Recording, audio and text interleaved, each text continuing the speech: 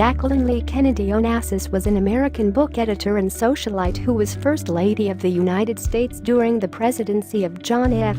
Kennedy from January 1961 until his assassination in November 1963. Born July 28, 1929, Southampton, New York, United States. Died May 19, 1994, New York City, New York, United States. Height 1.7 meters. 10 things you may not know about Jacqueline Kennedy Onassis. 1. She worked as a reporter and photographer. After attending Vassar University, the Sorbonne and George Washington University, Onassis got her first job working as a reporter for the Washington Times-Herald in 1952. As the paper's inquiring photographer, the future First Lady roamed the streets of the nation's capital asking strangers their opinions on everything from personal finance to politics and relationships. Among the many people she interviewed was Richard Nixon, the man John F. Kennedy would later defeat in the 1960 presidential election. 2. She was briefly engaged to another man before marrying John F. Kennedy. Before ever going on her first date with Kennedy, Onassis very nearly married another man. In January 1952, the society pages of the Washington Times-Herald announced her engagement to a Yale grad, World War II vet and Wall Street banker named John Husted.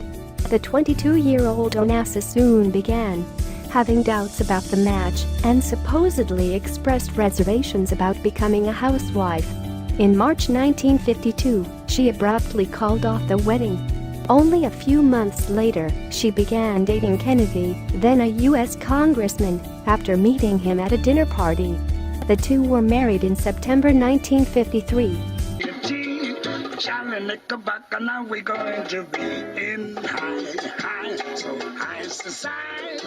3. She was both admired and criticized for her fashionable clothing. Onassis was one of the defining fashion trendsetters of the 1960s. American women eagerly sought out the famous Jackie look, and department stores scrambled to produce affordable imitations of her sleek, classy dresses. Nevertheless, her chic sensibility was often a point of contention. Her obsession with pricey French couture was criticized during the 1960 presidential campaign, and after she became First Lady, the Kennedy camp worried her taste for foreign clothing could make the family seem out of touch.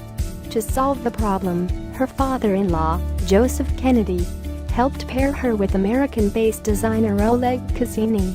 Cassini went on to design more than 300 of Onassis's most iconic outfits and later dubbed himself the First Lady's Secretary of Style.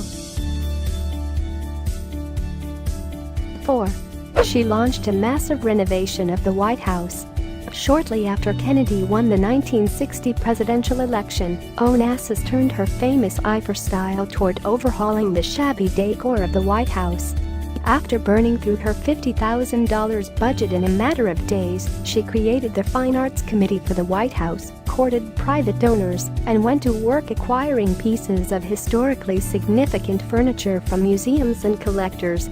She soon transformed the presidential mansion into a more elegant space adorned with antiques and artifacts once owned by the likes of George Washington and Abraham Lincoln. In February 1962, she gave a famous televised tour of the renovated White House to Charles Collingwood of CBS TV. The performance won her a special Emmy Award and helped cement her celebrity status. 5. She opened a school in the White House. Despite her own background as a reporter, Onassis strived to shield her two children from the media during her time in the White House. When press scrutiny and security concerns made it difficult for her young daughter Carolyn to travel into the city, Onassis turned the White House's third-floor solarium into a nursery school and invited other kids, some of them children of Kennedy administration staff, to attend. The school later grew into a fully operational kindergarten complete with around 10 students, professional teachers and even a small collection of rabbits, guinea pigs and other animals. 6. She spoke multiple languages. Onassis was a lifelong student of foreign cultures and became fluent in French, Spanish, and Italian during her school days and European travels. Her facility with languages often proved a valuable asset to her husband's political career. She translated French books on Southeast Asia for Kennedy when he was still in the Senate, and later wowed campaign audiences by speaking French to voters in Louisiana and Spanish in Texas.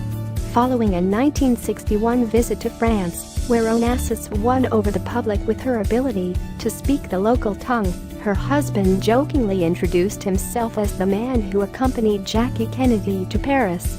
President Lyndon Johnson, no doubt conscious of her fluency in Spanish, later considered making her the U.S. ambassador to Mexico. 7.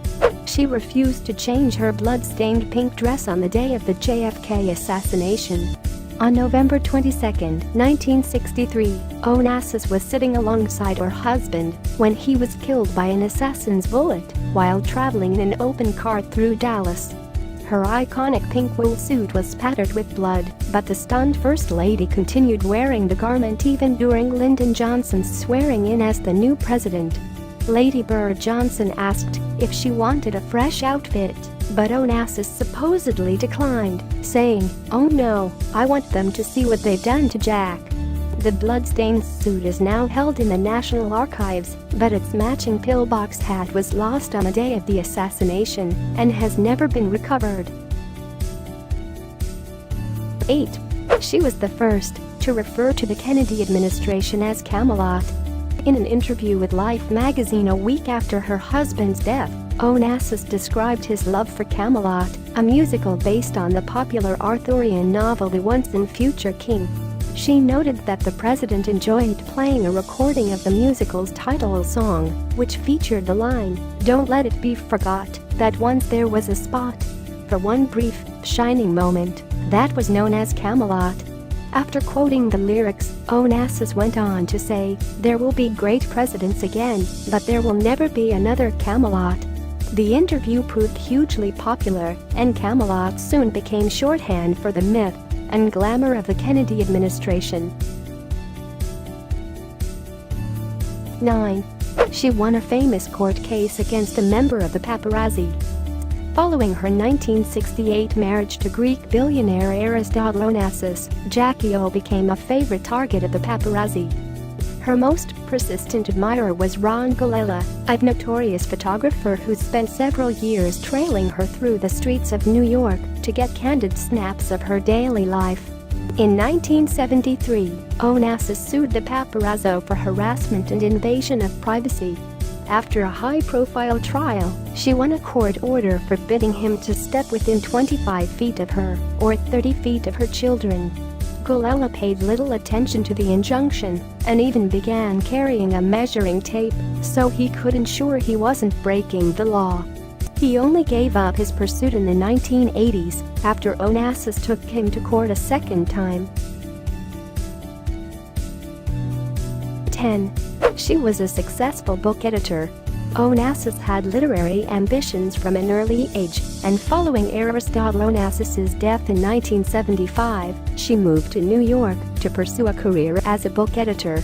The former First Lady started out as a consulting editor at Viking Press before moving to Doubleday, where she worked as a senior editor until her death in 1994.